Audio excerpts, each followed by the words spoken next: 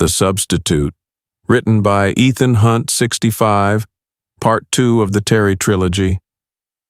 The magenta sun cast long shadows across Tzzk'rix' hydroponic garden as he tenderly adjusted the nutrient flow to his prize-winning crystal melons. Life on this outer rim agricultural colony was peaceful, predictable, and most importantly, completely devoid of anything remotely resembling an adventure. Perfect, he chittered to himself, his mandibles clicking in satisfaction as he recorded the day's growth measurements. Another successful harvest cycle without a single near-death experience. His communicator buzzed. Again. It had been buzzing all morning. He ignored it, just as he had ignored the previous notifications. The Empire could wait. His melons needed him. The crystal melons sparkled in the dying light, their faceted surfaces refracting tiny rainbows across his exoskeleton. Nothing like the sweat-inducing horrors of that Australian vacation 3 years ago. His therapist said he was making excellent progress, though he still couldn't look at a coffee cup without flinching. The communicator's buzzing grew more insistent, developing an almost angry undertone. Tzzk'rix adjusted his farming apron and continued pretending he couldn't hear it. A shadow fell across his garden, a very large, distinctly shuttle-shaped shadow. He felt his second stomach drop.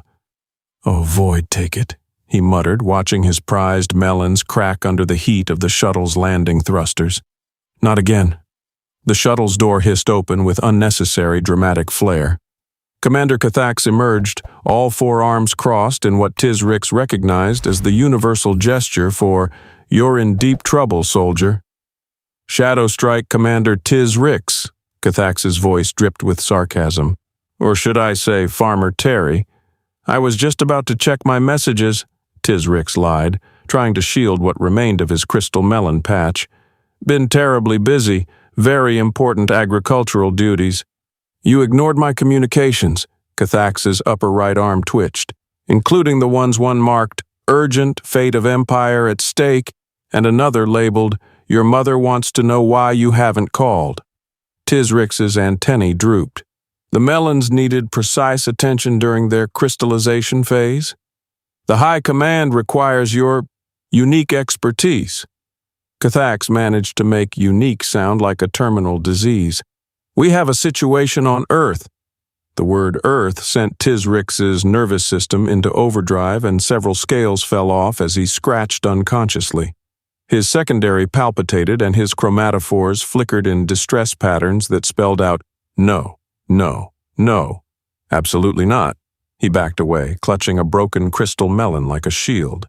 "I'm retired, completely retired. Look, I have a garden, and a collection of exotic fertilizers. It's about their young. A simple mission this time." Tzzk'rix paused. "Their offspring? We need someone to infiltrate a human educational facility, someone with experience in human behaviors, someone who has survived their recreational activities. But surely there are others. You're the only operative who's ever returned from a human vacation with all limbs intact, albeit with several interesting new phobias. The coffee wasn't my fault. And those drop bears are real, I know they're real." Tzzk'rix's mandibles twitched in what might have been sympathy. "I repeat, the mission is simple, infiltrate. Observe their young, report back. No hiking, no spicy food, no bungee jumping." "They're young," Tzzk'rix repeated slowly, remembering the docile drachnid hatchlings he'd helped raise before his military career. His eyes darted around like he wanted to bolt. Tzzk'rix's antennae curled in amusement. "Your request for a life mate came across my desk." Tzzk'rix's tail twitched. "That's a private medical request," he said with indignation. "Nothing is private in the military," his former commander said. "Those things can take years, you know," he said, warming to the subject. "However, such a matter would be trivial for a hero of the Empire." Tzzk'rix's tail twitched again. He took a resigned, deep breath. "So you'll do it?" Tzzk'rix looked at his ruined garden, then at the setting sun. His sense of duty warred with his hard-earned survival instincts. "I suppose, for the Empire." "Excellent. Your biomodification begins tomorrow. We've made some upgrades since last time. The sweating issue should be mostly resolved." As Tzzk'rix turned to leave, he added casually, "Oh, and you'll be handling something called a kindergarten class." Later that night, as Tzzk'rix packed his emergency beacon, now upgraded with triple redundancy, he wondered why the word kindergarten made his commander's mandibles twitch so violently. After all, he'd survived Australian wildlife. His last thought as he locked up his greenhouse was that at least this time he wouldn't have to drink any coffee. The biomodification chamber hummed ominously as Tzzk'rix endured his second transformation into human form. 3 years of peaceful farming hadn't prepared him for this moment. "We've made significant improvements," Chief Medical Officer Valax announced, her tentacles dancing over holographic controls. "The sweating issue should be mostly resolved, and we've added a new feature. Your skin won't change colors when stressed." "Mostly resolved?" Tzzk'rix's mandibles clicked nervously. "And the coffee resistance has been upgraded to maximum capacity," she added, ignoring his question, "though I still wouldn't recommend testing it." The transformation process felt like being turned inside out while solving complex mathematical equations in zero gravity. When it was complete, Tzzk'rix examined his reflection, tall, lean, with what humans would consider an approachable face. Perfect for a substitute teacher.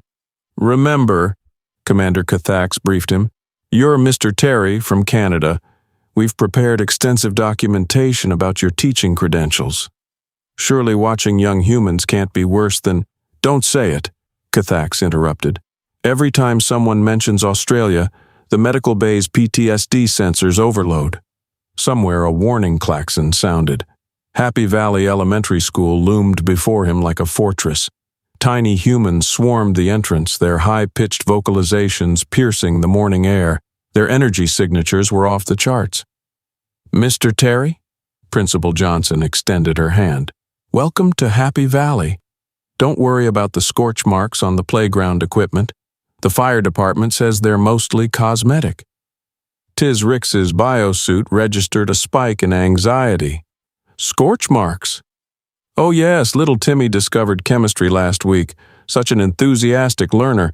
We've since implemented a strict no unauthorized explosions policy, and Mrs. Roberts will make a full recovery."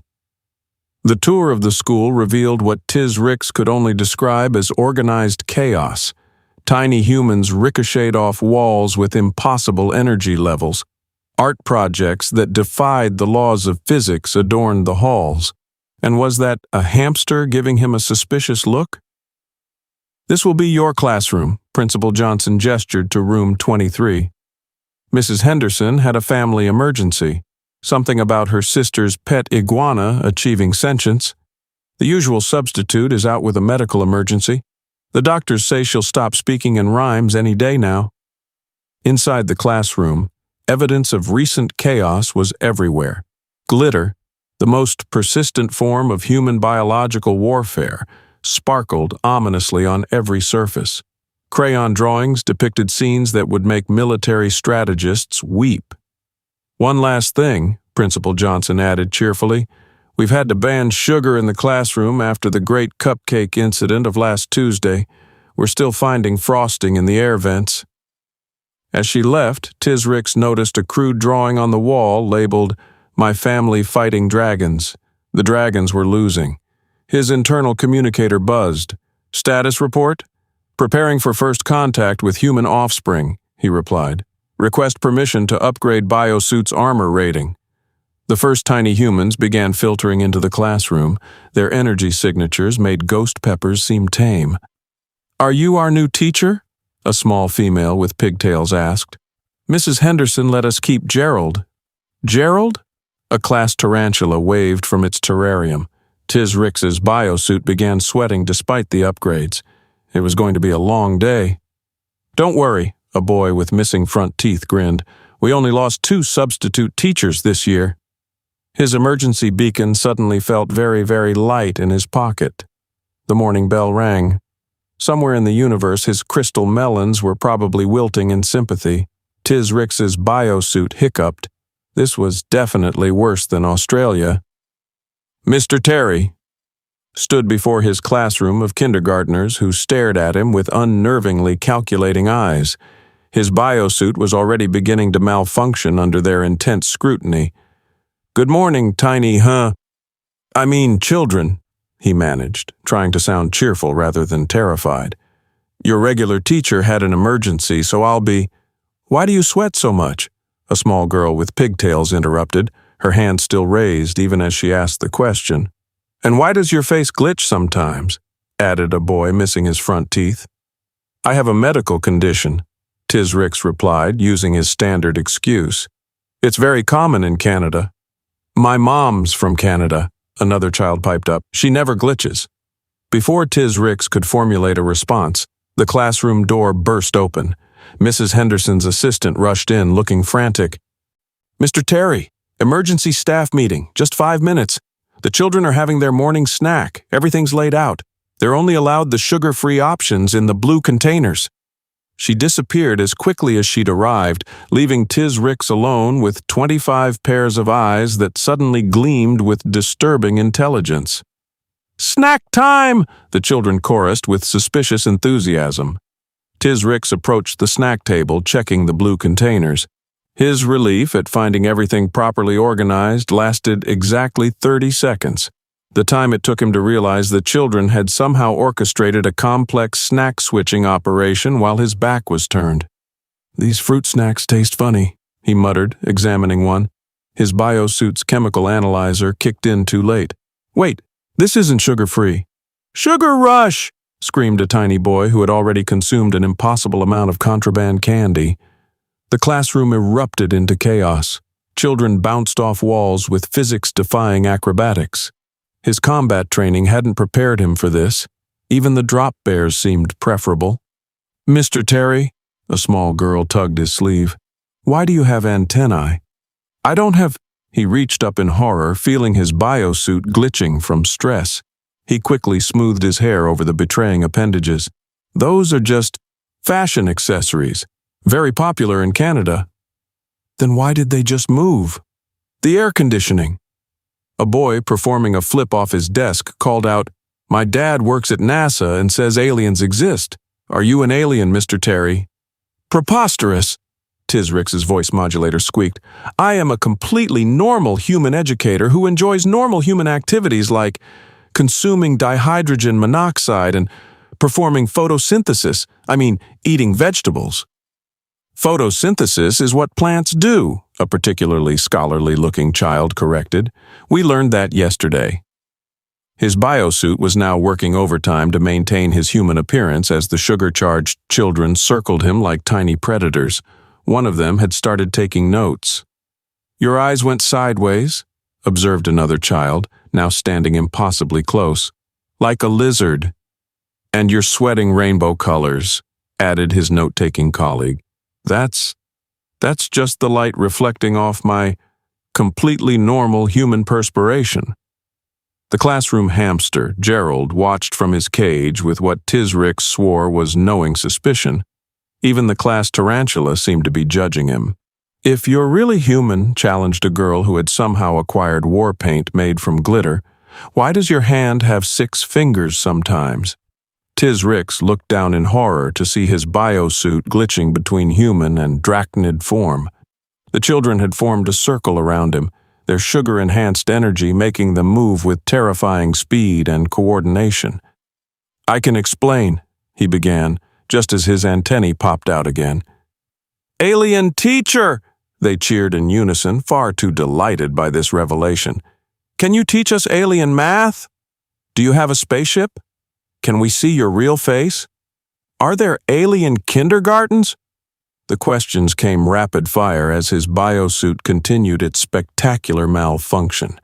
Gerald the hamster turned his wheel with smug satisfaction, as if he'd known all along. "This is a level 7 violation of infiltration protocols," Tzzk'rix muttered to himself, watching as his carefully constructed cover story crumbled before the terrifyingly perceptive minds of sugar-enhanced human children.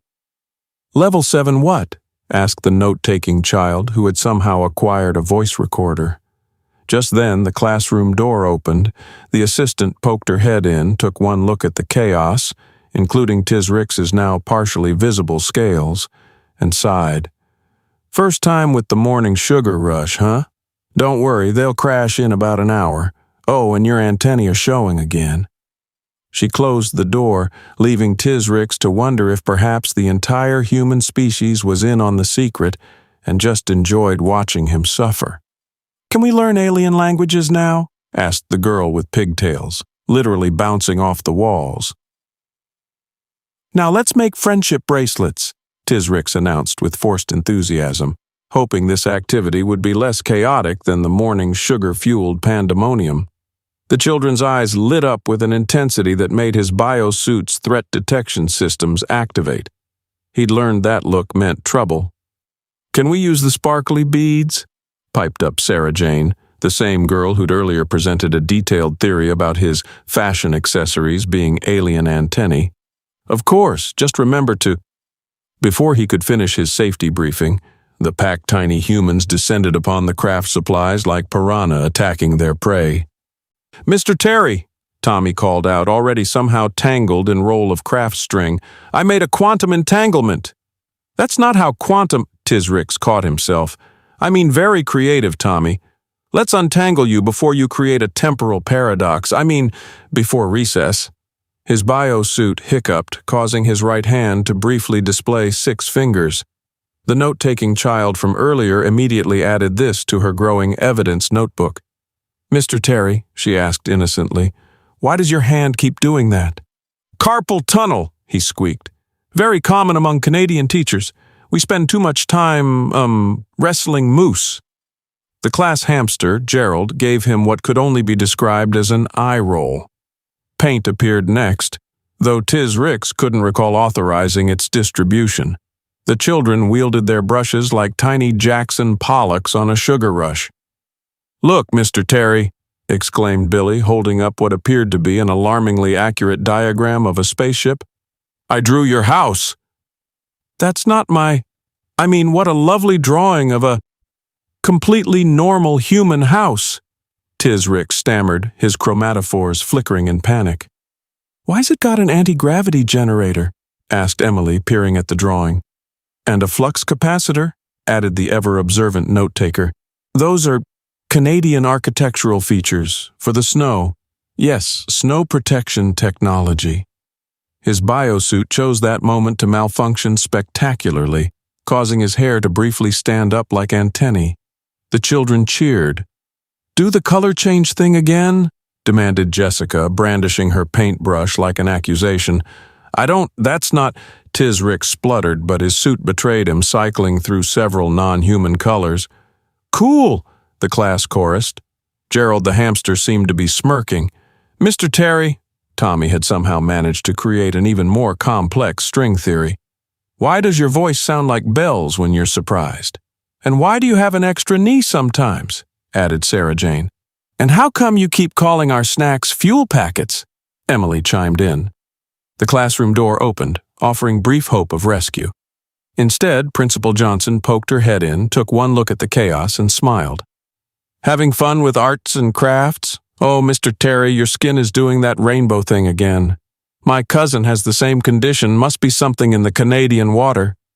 She left before Tzzk'rix could respond, leaving him to face his increasingly suspicious students. "Time for cleanup," he announced desperately, hoping to distract from his latest biosuit malfunction. "But first," the note-taker raised her hand, "can you explain why you tried to eat the clay earlier?" "I thought it was a protein supplement. I was testing it for safety." The class hamster actually face-palmed. As the children began their cleanup routine, which somehow created more chaos than the actual activity, Tzzk'rix sent another message to command. "Request immediate curriculum update. Earth children possess disturbing levels of observational skills and pattern recognition. Suspect possible psychic abilities. Also, require new biosuit. Current model apparently not child-proof." The hamster watched him with knowing eyes as he helped untangle Tommy from his string theory gone wrong. Somewhere in the universe, his peaceful farming colony was probably missing him, At least they hadn't discovered his emergency beacon, yet. Tzzk'rix stood at the edge of the playground, his biosuit finally stabilized after the morning's arts and crafts chaos. The relative calm lasted exactly 37 seconds. "Recess time!" 25 tiny voices screamed in unison as they burst through the doors like a swarm of locusts high on sugar-free juice boxes that were definitely not sugar-free. "Remember," called out Mrs. Henderson's assistant before disappearing again, "just make sure nobody eats the wood chips or trades their lunch for rocks again." The playground, which had seemed peaceful moments ago, transformed into what Tzzk'rix could only describe as a miniature gladiatorial arena. Children swung from impossible heights, scaled walls like gravity was optional, and appeared to teleport between play structures. "Mr. Terry," Sarah Jane called from upside down on the monkey bars, "watch this!" His biosuit began sweating before she even started her move, a triple flip that would have earned respect from his combat instructors. That's not physically possible," he muttered, checking his sensors for anti-gravity anomalies. "I can do better." Tommy launched himself from the top of the slide, performing what appeared to be advanced aerial acrobatics. "Containment breach," Tzzk'rix yelped before catching himself. "I mean, please be careful." The note-taking child appeared beside him, clipboard in hand. "Mr. Terry, why do you keep using military terminology when you're stressed?"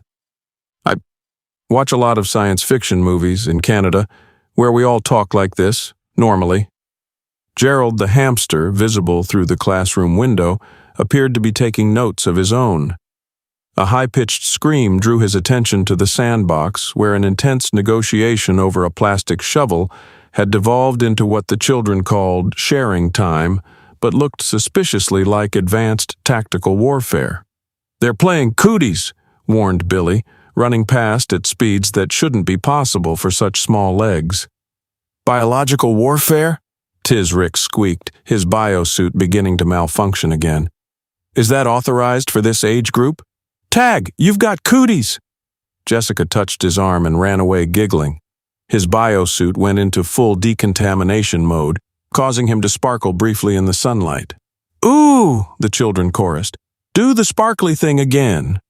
"That's just Canadian sunscreen reaction," he stammered, trying to control his malfunctioning epidermis, very common in maple syrup country.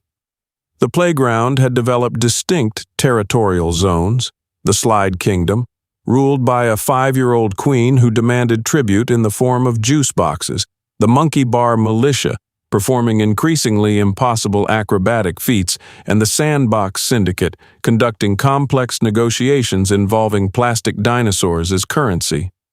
"Mr. Terry," Emily tugged his sleeve, "can you settle a debate? Jimmy says aliens aren't real, but I saw you change colors during art class." That's just... I have a very rare condition called human normalness syndrome." The note-taking child's pencil scratched faster.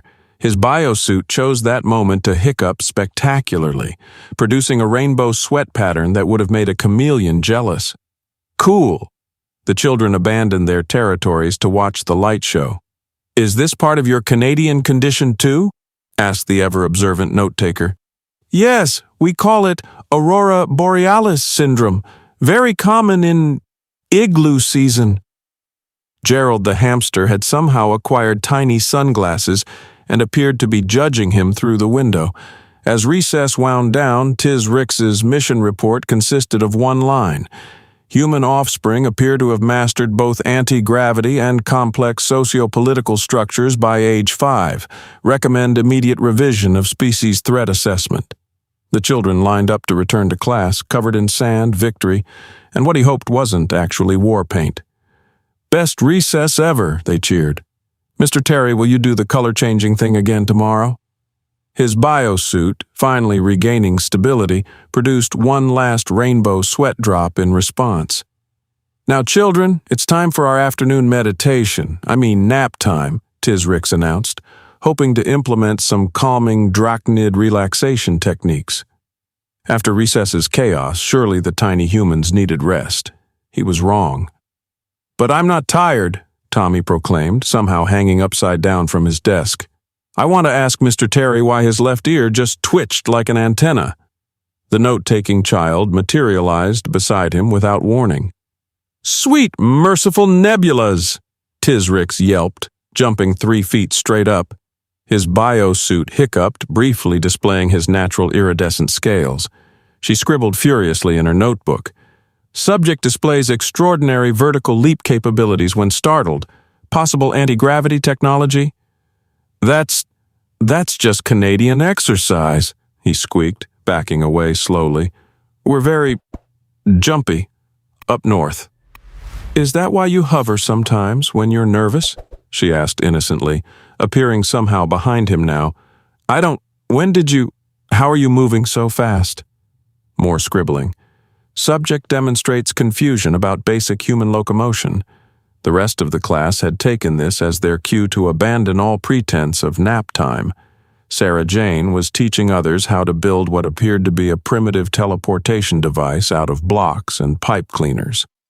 Billy had somehow acquired more sugar-free, but definitely not sugar-free juice boxes. "Children, please."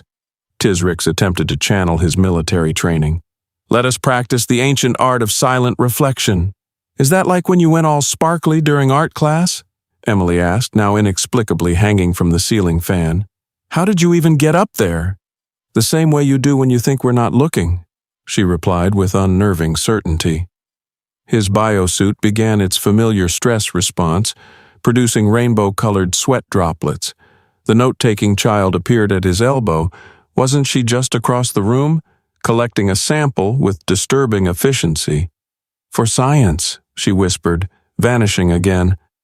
Gerald the hamster had donned tiny reading glasses and appeared to be taking his own notes. "Perhaps we could try some calming breathing exercises?" Tzzk'rix suggested desperately. "In my culture, in Canada, we practice something called—" "Is that why you have gills sometimes?" Tommy interrupted. "I do not have— those are perfectly normal human skin features." The note-taking child's voice came from somewhere above. "Subject displays respiratory anomalies under stress." "How are you on the ceiling?" "The same way you got into the supply closet during recess. Through the quantum tunnel," she replied matter-of-factly. His emergency beacon felt heavier by the second. The children had now organized themselves into what appeared to be a scientific research team, with the note-taking child as their leader. Their objective? Documenting every single one of his alien slip-ups. "Mr. Terry," Sarah Jane called out, "can you explain why your shadow sometimes has extra appendages?" "Or why you keep calling our juice boxes fuel packets," added Billy. "And why Gerald salutes you when no one's watching," Emily chimed in from her ceiling fan perch. Gerald quickly hid his tiny military uniform under his wood shavings. Tzzk'rix's distress signal to command now consisted entirely of question marks and exclamation points. These children weren't just energetic, they were terrifyingly observant. His biosuit was working overtime to maintain his human appearance, but he had a sinking feeling they'd known the truth all along. The note-taking child appeared once more, this time sitting calmly at her desk as if she'd never moved. "Don't worry, Mr. Terry," she said with an unsettling smile. "Your secret is safe with us. We just have a few hundred more questions about your species' biological adaptations." Tzzk'rix looked at the clock. Still 2 hours until dismissal. Somewhere in the universe, his peaceful farming colony had never seemed so far away. Gerald adjusted his tiny glasses, and did he just wink? "Today, class, we're visiting the Natural History Museum," Tzzk'rix announced, already dreading what should have been a simple excursion. "Please maintain an orderly and they're running." 25 kindergartners scattered like quantum particles, achieving spontaneous fission, leaving him standing alone by the bus. "Containment breach," he yelped before catching himself. Please walk, don't run." The note-taking child materialized beside him.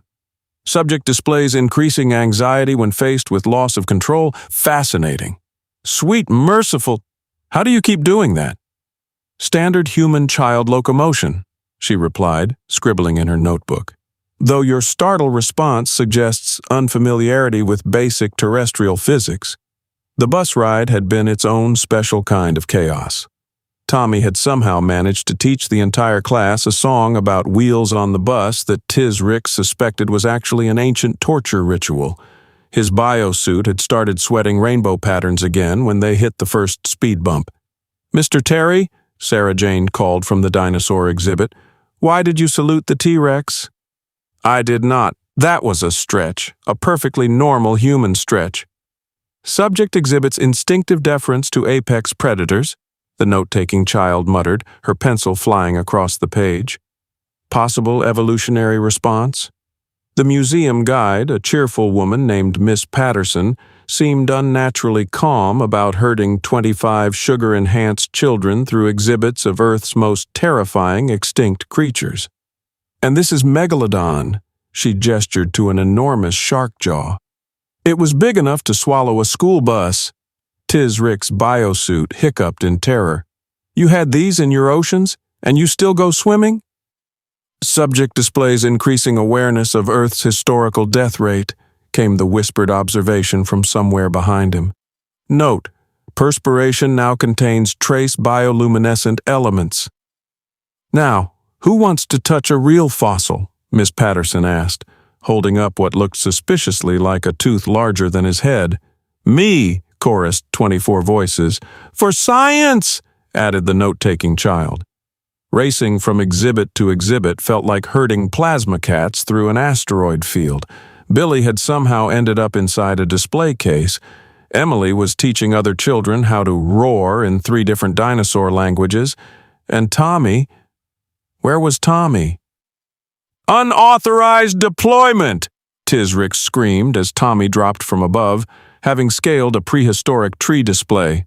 "I mean, please get down from there!" His emergency message to command was becoming increasingly desperate. Humans appear to be born insane. Children display concerning levels of tactical superiority.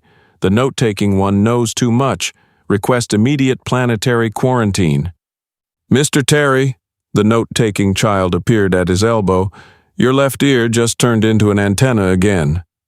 That's a very common Canadian condition. We call it maple leaf syndrome." "Interesting.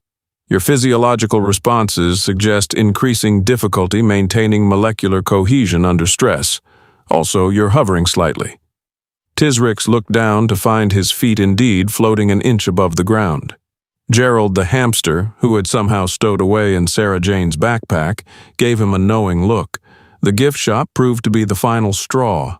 The mob of children with souvenir dinosaur toys recreated what they insisted was historical accuracy, but looked more like choreographed chaos. "Subject appears to be reaching critical mass," the note-taking child observed as Tzzk'rix's biosuit cycled through 17 different colors. "Fascinating response to primitive Earth retail environments." "Mr. Terry," Emily called out, "can you explain why this dinosaur looks exactly like your true form when your biosuit malfunctions?" Look, a gift shop emergency." As they finally herded the children back onto the bus, Tzzk'rix couldn't shake the feeling that this field trip had been less about education and more about testing his increasingly fragile grip on reality.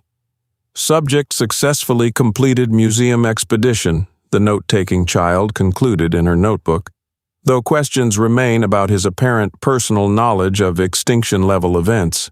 Gerald the hamster adjusted his tiny glasses and continued his own observations, while somewhere in the galaxy, Command received a message consisting entirely of dinosaur facts and the words, "They think this is normal," repeated 40 times. The bus ride back was punctuated by 25 different versions of the Wheels song, each more chaotic than the last, while Tzzk'rix's biosuit produced enough rainbow sweat to start its own prehistoric ocean. "Parent-teacher night," Principal Johnson announced cheerfully. "Just a casual meet and greet with the families, Mr. Terry. Nothing to worry about." Tzzk'rix's biosuit immediately began its familiar stress response. "Nothing to worry about" had become his least favorite human phrase, right up there with, "It's perfectly safe and watch this." The note-taking child materialized beside him. Subject displays increasing anxiety at prospect of adult-human interaction. Fascinating correlation with earlier observed behaviors. Sweet Celestial, how do you keep doing that? Standard human-child locomotion patterns, she replied, scribbling furiously. Though your startled response suggests unfamiliarity with basic stealth techniques commonly employed by 5-year-olds. The classroom had been transformed for the evening, with tiny chairs arranged in clusters and student artwork displayed everywhere. Most concerning was Gerald the hamster, who had somehow acquired a tiny clipboard and appeared to be taking his own notes. Mr. Terry, Sarah Jane's mother approached. We've heard so much about you, especially your unique teaching methods. Unique? Tzzk'rix squeaked.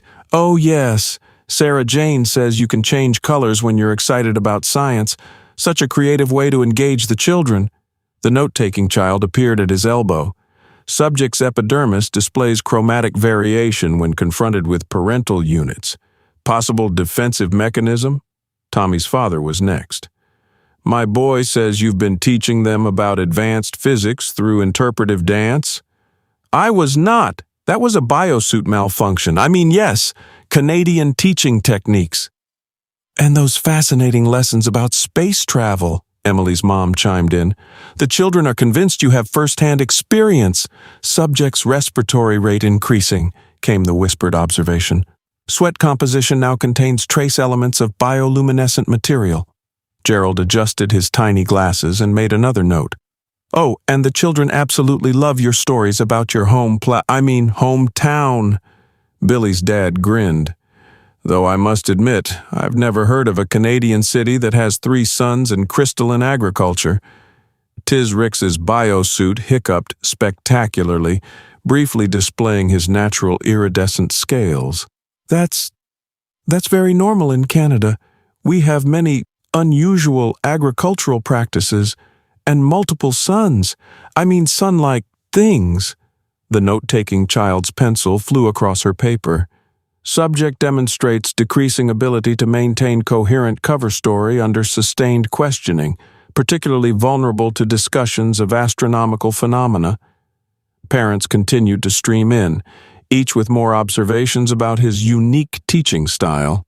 His attempts to explain away his alien slip-ups became increasingly desperate. The anti-gravity incident during recess? Canadian gymnastics? The time you accidentally spoke in clicks and whistles during math? Traditional maple syrup songs? When your hands turned into claws during art class? Very rare Canadian genetic condition. Gerald the hamster had now produced a tiny pair of reading glasses and appeared to be comparing notes with the note-taking child. Subject's excuses show remarkable creativity under pressure, she muttered, though decreasing plausibility as stress levels rise. Principal Johnson stood up to address the group. We're so fortunate to have Mr. Terry. His unique perspective has really broadened our children's horizons. Horizons? Tzzk'rix laughed nervously. Yes, which are completely normal and singular on this in this country. Though we're still trying to figure out how he managed that rainbow light show during the science fair, she added with a wink. His biosuit chose that moment to demonstrate exactly how, cycling through several non-human colors while producing its signature rainbow sweat. Oh, look! Sarah Jane's mother clapped. He's doing it again. So educational. Subject appears to have inadvertently created a successful cover story through sheer improbability, the note-taking child observed. Humans attribute clearly alien characteristics to creative teaching methods. Remarkable adaptation.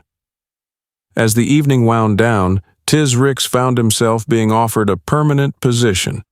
The children adore you, Principal Johnson beamed, and your unconventional methods really seem to work. His emergency message to command that night read, Humans have evolved beyond normal parameters of observation. Their young possess terrifying levels of perception, yet adults demonstrate remarkable ability to rationalize clearly alien behavior. Request immediate protocol update. Also require new biosuit. Current model apparently rated entertainment by local population. Gerald the hamster adjusted his tiny glasses one final time and gave what appeared to be a military salute, the note-taking child's final observation for the evening. Subject has successfully infiltrated human educational system through complete failure to maintain cover. Paradoxical success rate suggests review of traditional infiltration protocols. The school auditorium buzzed with excitement as parents filed in for the kindergarten's end-of-year performance. Tzzk'rix stood backstage, his biosuit already showing early signs of stress-induced malfunction. "Remember, Mr. Terry?" Principal Johnson beamed. "Just a simple science demonstration. The children are so excited to show off what they've learned." The note-taking child materialized beside him. Subject displays increasing anxiety patterns consistent with previous public appearances. Fascinating correlation with epidermal chromatic variations. "Sweet celestial? How are you backstage? You're supposed to be in the lineup." "Standard human-child infiltration techniques," she replied, scribbling furiously. "Though your startled response suggests continued unfamiliarity with basic 5-year-old stealth capabilities." The simple science demonstration had somehow evolved into what the children called Mr. Terry's Amazing Space Adventure. They'd spent weeks preparing, though Tzzk'rix suspected it was less about education and more about documenting his increasingly frequent alien slip-ups. "Places, everyone!" Sarah Jane called out, already wearing her homemade, totally not alien costume that looked suspiciously like Tzzk'rix's true form. "Subject's respiratory rate increasing exponentially," came the whispered observation. "Biosuit showing signs of imminent cascade failure." Gerald the hamster, now sporting tiny stage manager headphones, gave him a knowing look. The curtain rose. The kindergartners stood ready, each wearing various interpretations of alien life forms that were disturbingly accurate for children who definitely shouldn't know what real aliens looked like. "Today," Tommy announced to the audience, "we're going to show you what we learned about space from Mr. Terry's very normal and totally human Canadian teaching methods." Tzzk'rix's biosuit hiccuped nervously. The children launched into their performance, a musical number about the solar system that included several creative interpretations of alien civilizations that made Tzzk'rix's antennae twitch beneath their human disguise. Note the subject's increasing difficulty maintaining molecular cohesion under theatrical lighting, the note-taking child muttered into her recorder. Particularly interesting response to the third verse about crystalline agriculture. The demonstration part began smoothly enough until Billy's totally safe volcano experiment triggered something in Tzzk'rix's biosuit. Rainbow-colored sweat began pouring down his face. "And here," Emily announced cheerfully, "we see Mr. Terry's unique Canadian condition acting up again. Notice the beautiful color changes." His left ear chose that moment to revert to its natural antenna form. "Perfect timing!" Sarah Jane exclaimed. "Just like in rehearsal." "Rehearsal?" Tzzk'rix squeaked. "We never—" "Subject appears unaware that children have choreographed his malfunctions into performance," came the clinical observation. "Remarkable adaptation of alien behaviors into educational entertainment." The audience was enthralled, assuming everything, from his increasingly obvious alien characteristics to his panic-induced hovering, was part of the show. "And now," Tommy announced, "watch as Mr. Terry demonstrates anti-gravity." "I'm not demonstrate," but his biosuit, stressed beyond capacity, had other ideas. He began floating 6 inches off the stage. "The children have weaponized his instability," the note-taking child recorded with professional admiration. "Ingenious use of alien panic responses for theatrical effect." The grand finale involved the entire class performing what they called a traditional Canadian space dance, which was actually a terrifyingly accurate reproduction of the Drachnid Empire's sacred ritual movements. Gerald the hamster, now conducting from the wings with tiny glow sticks, kept perfect time. As Tzzk'rix's biosuit gave up entirely, transforming him into his natural form in front of the entire audience, the children seamlessly incorporated it into their performance, leading to a standing ovation. "Bravo!" Principal Johnson wiped away tears. "The special effects were incredible. The costume change at the end, magnificent. Subject has accidentally achieved perfect infiltration through complete failure to maintain cover," the note-taking child concluded in her final observation. "Humans attribute clear evidence of alien life to exceptional theatrical production values." His emergency message to command that night read, "Mission status unclear. Have either catastrophically failed or succeeded beyond expectations. Human children are simultaneously more perceptive and more effective at maintaining cover than trained operatives. Request immediate protocol update and therapy session." Gerald adjusted his tiny headphones and added his own notes to what appeared to be a military-grade tablet. The children took their final bow, while Tzzk'rix, still in his natural form, received congratulations from parents on his incredible costume and commitment to the role. Somewhere in the universe, the Drachnid Empire's infiltration manual was being completely rewritten, with a new chapter titled, "Why 5-Year-Olds Make Better Spies Than We Do." The last day of school arrived with surprising melancholy. Tzzk'rix stood in his now familiar classroom, watching as his students prepared for their final day together. His biosuit, having adapted to constant malfunctions, now produced only a light rainbow sheen when stressed. The note-taking child materialized beside him. Subject displays emotional response patterns consistent with attachment formation. Sweet celestial. "Actually, you know what? I'm going to miss that," Tzzk'rix admitted. "I never did ask your name." "Melissa Martin," she replied, adjusting her glasses with scientific precision. "Future xenobiologist. Your contribution to my research has been invaluable." "My research?" "Oh yes, I've compiled quite the comprehensive study. Behavioral patterns of extraterrestrial entities in educational settings. A case study of Mr. Terry." She held up a notebook thick enough to qualify as a weapon. "Did you know your biosuit malfunction patterns correlate directly with student chaos levels?" Tzzk'rix's antennae twitched beneath their human disguise. "I'm not—" "Please," Melissa rolled her eyes. "I categorized multiple distinct non-human characteristics in the first week alone. Your attempt at consuming the clay during art class was particularly telling." "It looked like a protein supplement," he muttered. Gerald the hamster, now sporting tiny graduation robes, gave him a knowing look. Around the classroom, memories of the past months played out in the artwork on the walls. Tommy's detailed technical drawings of Mr. Terry's spaceship, disturbingly accurate. Sarah Jane's portrait of their totally normal Canadian teacher, complete with antennae. Emily's diorama of that time his biosuit glitched during the science fair, labeled Best Light Show Ever. "You know," Melissa continued, still taking notes, "for someone trained in covert operations, you're remarkably bad at maintaining cover." "I am not," he began. "Your left antenna is showing again." Tzzk'rix quickly smoothed his hair. "That's a very common Canadian condition." Subject continues to rely on increasingly improbable explanations involving Canadian medical phenomena, Melissa recorded. Fascinating persistence of established cover story despite overwhelming evidence to the contrary. The children gathered for their final class photo. Tzzk'rix's biosuit chose that moment to produce its signature rainbow sweat pattern. "Perfect timing!" Tommy cheered. "One last light show!"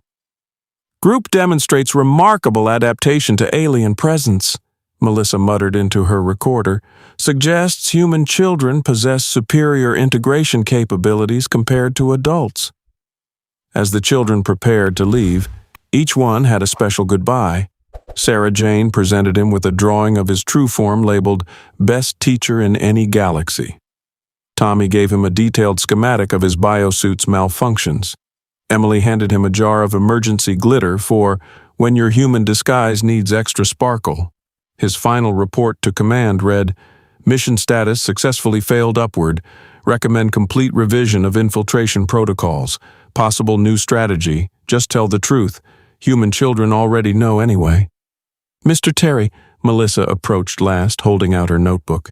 "I have a hypothesis about your future." "Oh?" "You're going to accept the permanent teaching position." What makes you think? Because, she adjusted her glasses, you've learned what we've known all along. Human children are the real aliens here.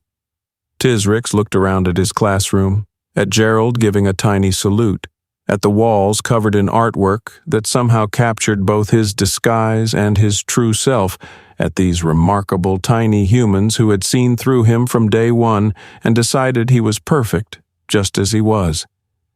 You know, Melissa, he smiled, his biosuit producing one last rainbow shimmer. I believe your hypothesis might be correct. Of course it is, she replied. I'm going to be the world's leading xenobiologist, and you're going to be my first published case study. Remember my name, Melissa Martin.